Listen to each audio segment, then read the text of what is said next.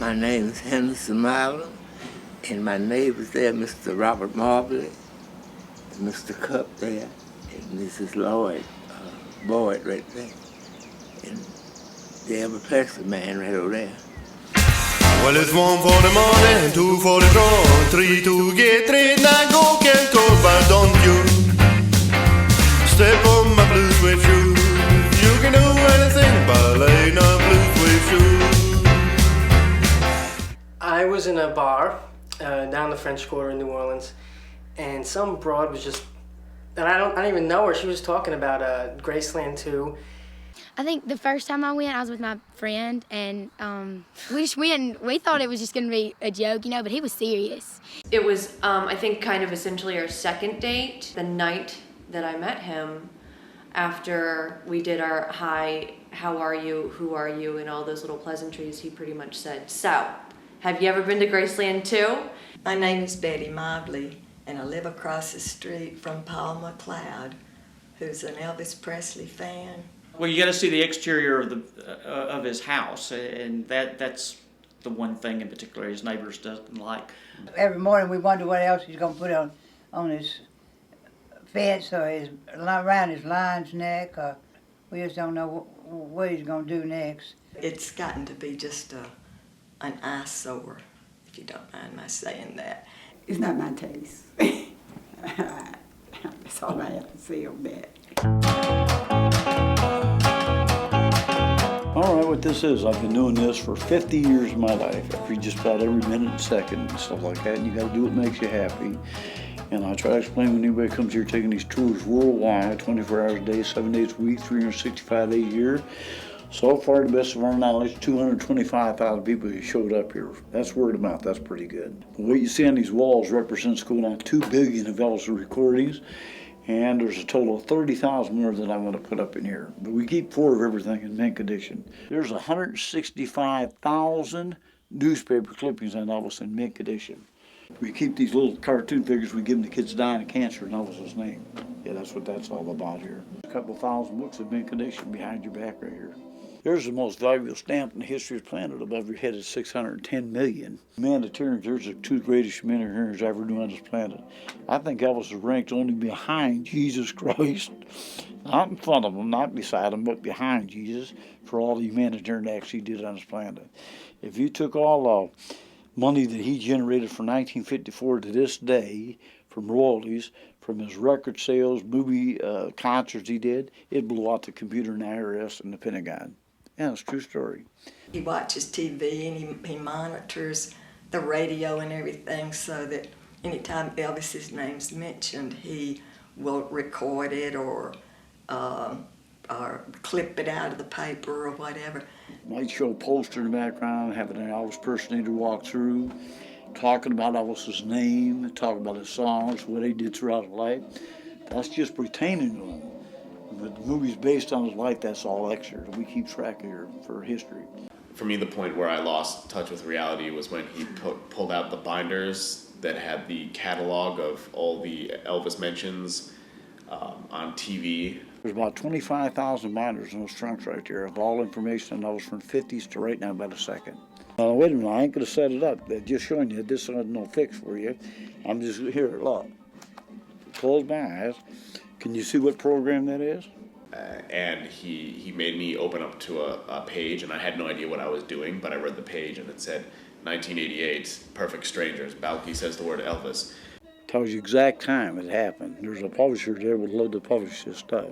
Because every Elvis fan live don't know nothing about this stuff, and it's being broadcast here worldwide, and it's already done. We turned it in, you get rich.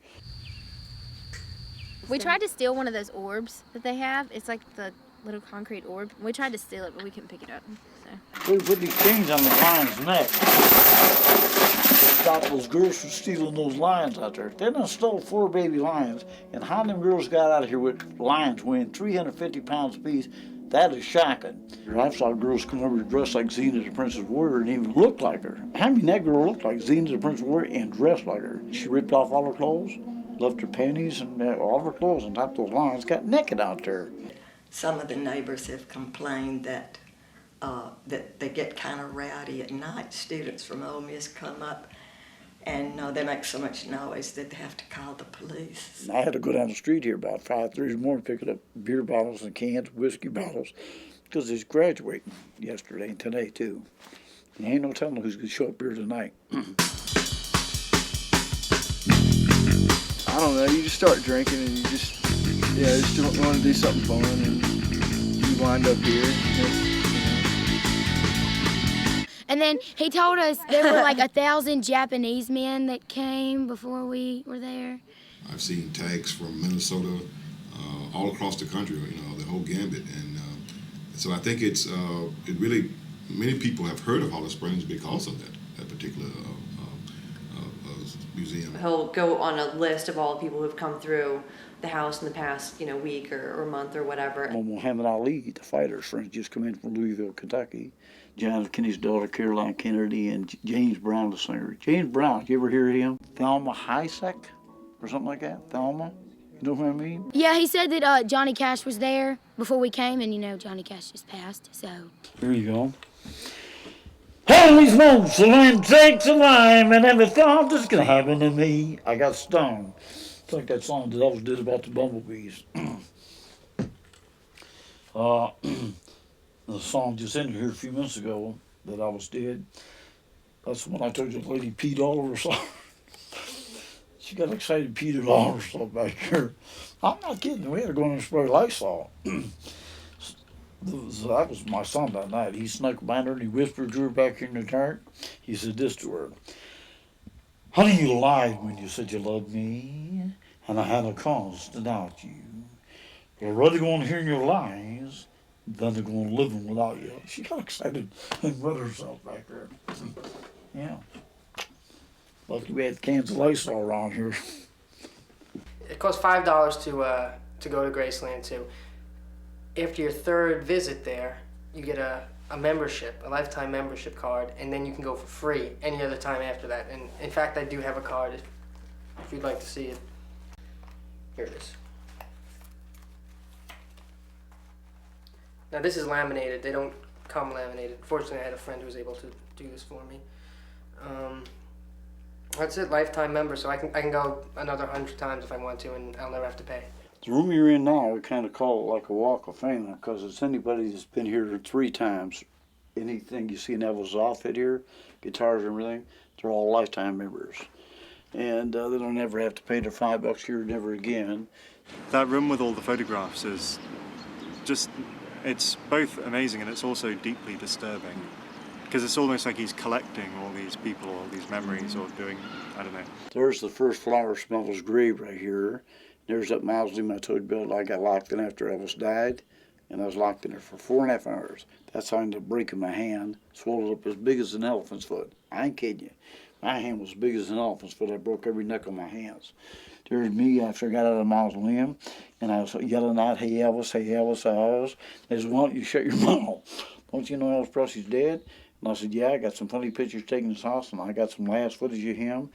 And I said, no, I'm trying to save my son's life. He said, what are you talking about? I said, hell, I said, my son's name is Elvis Presley.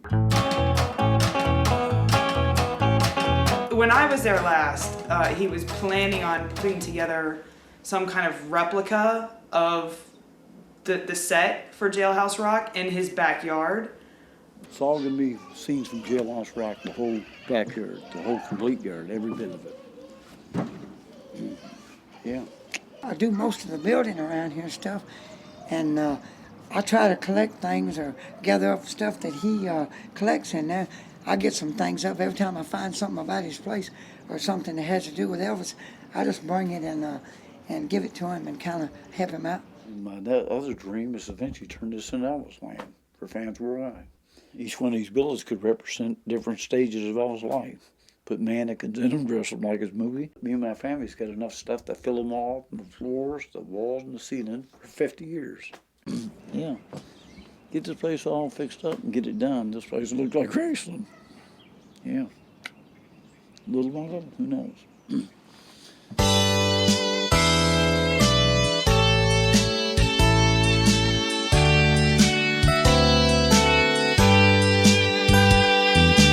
Love me tender, love me sweet. Finish this for you. You go through 25 cans of glue, throw them down, and stir it all over again. You got to get these tours. Have made my life complete, and I love you so. Love me tender, love me true, all my dreams fulfill. For my darling, I love you, and I always will. I've often said that I have trouble sometimes believing Elvis is dead. Sometimes I've read stories and seen things that says he's not. Makes me wonder sometimes, but if he's alive, I say this. I said, well, let him rest in peace wherever he's at. If he is, if he's not, well, I feel like, well, he's wherever he's at. If he did pass on, well, his memory never dies. It'll go on.